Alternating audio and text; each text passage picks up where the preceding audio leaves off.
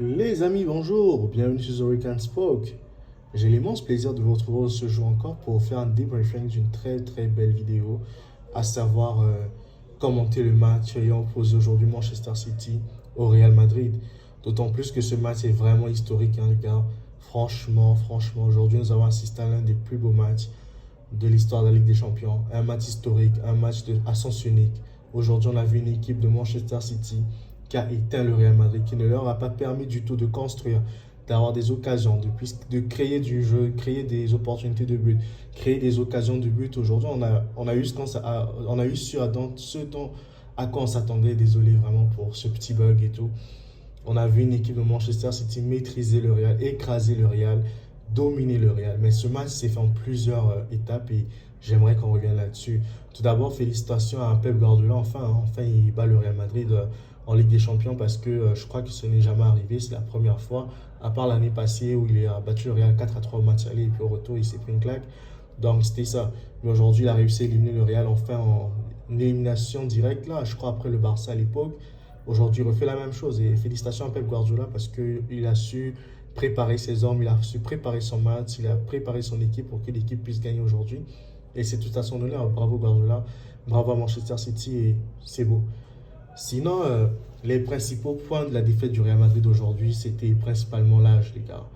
Franchement, quand je vois une équipe du Real Madrid jouer comme elle a joué ce soir, avec un Modric cramé, avec un Toni Kroos cramé, avec un Benzema qui n'est même pas capable de mettre un pied devant l'autre aujourd'hui, on se demande, mais qu'est-ce que ce Real Madrid fait encore sur la scène internationale, quoi, la scène continentale? Qu'est-ce qu'elle fait en Ligue des Champions, les gars? Parce que le Real Madrid, franchement, il n'y avait pas le niveau, les gars. Aujourd'hui, Manchester City a démontré au Real que faire les investissements pendant le mercato, c'est important.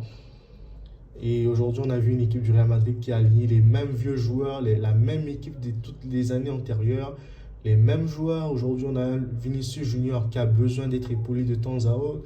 On a un Rodrigo qui n'était pas dans son match aussi, qui a fait les efforts défensifs, mais il était dépassé par les actions. Les gars, c'est vraiment extraordinaire ce qui s'est passé aujourd'hui.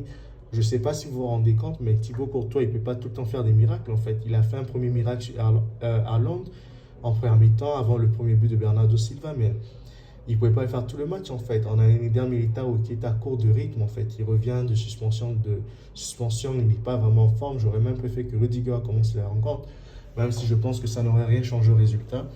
Parce qu'aujourd'hui, les gars étaient inspirants en face. Ils avaient vraiment fait les différences. Jack Grealish, il a fait son match. Carvajal qui est vieux, il arrive à un certain âge où il faut encore de la motivation pour Dani Carvajal. Franchement, cette équipe du Real Madrid, on prend Camavinga qui est un bon milieu de terrain, on le met arrière droit, même s'il fait des belles différences, mais c'est pas son poste de prédilection, il ne peut pas être performant, les gars, c'est pas possible. Regardez en face Manchester City, comment ils ont joué Kyle Walker face à Vinicius Junior, mais il a éteint Vinicius aujourd'hui. Donc c'est juste ça en fait.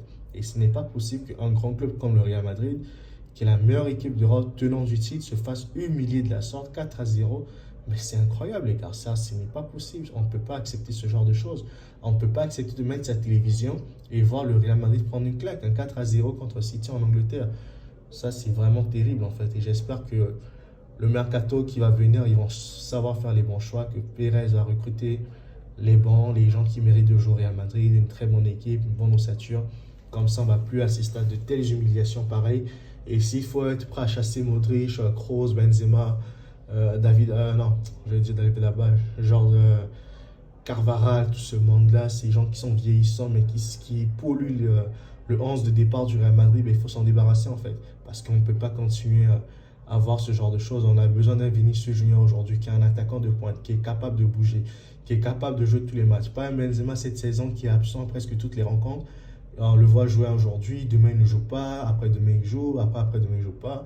On ne peut pas continuer comme ça. Le Real Madrid a besoin d'un Julián Alvarez qui va rentrer, qui va faire des différences, d'un bon attaquant, qui va être capable. Benzema fait son temps au Real et on n'oublie pas ça, on salue toujours sa carrière. Mais il ne faut pas vivre dans le passé, il ne faut pas vivre dans le passé. Aujourd'hui, le football, ça avance tellement vite. Et aujourd'hui, moi, ce que j'ai vu de Benzema, c'était vraiment à gerber. Je peux dire pareil pour Luka Modric, je peux dire pareil pour Toni Kroos, je peux dire pareil pour Dani Carvajal. C'était vraiment une équipe de la honte en fait. Donc on a mis des petits jeunes, mais avec des vieillards, des vétérans qui n'ont plus vraiment faim de jouer au football.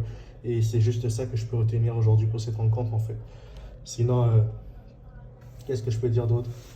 À part que de dire bonne chance au Real Madrid pour la reconstruction et que Carlo Ancelotti, s'il reste ou qu'il parte, ben, que le Real Madrid prenne un entraîneur qui saura rebâtir cette équipe. En fait, pas Zidane, parce que Zidane, il a des limites, il a des lacunes. Zidane, il va encore venir maintenir les mêmes vieillards qui sont là. Et on a besoin du changement au Real Madrid. On veut voir du sang neuf, on veut voir des nouveaux joueurs. Aujourd'hui, ils se sont fait balader en Liga. Ils ont perdu la Liga très tôt.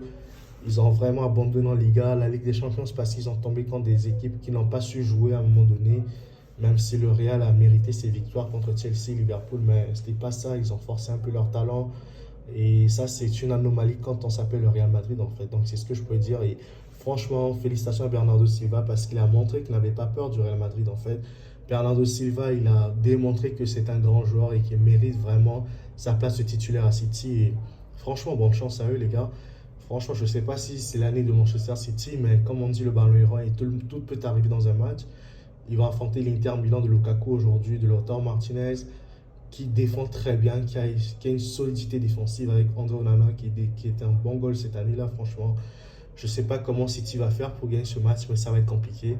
Mais moi, je pense que l'Inter peut créer la surprise quand même. Donc, c'est un peu ça que je peux dire pour l'instant. Je vous souhaite vraiment, vraiment, les amis.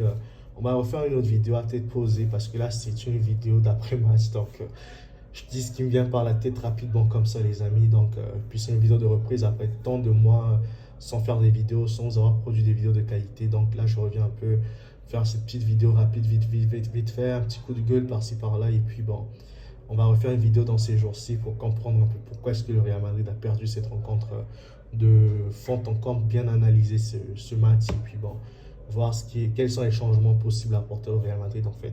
Allez, quant à moi, je vous dis à très bientôt les amis. Si vous avez aimé ce petit coup de gueule de cette vidéo, n'oubliez pas de vous abonner, partager massivement autour de vous et restez bien les gars. Bye, ciao.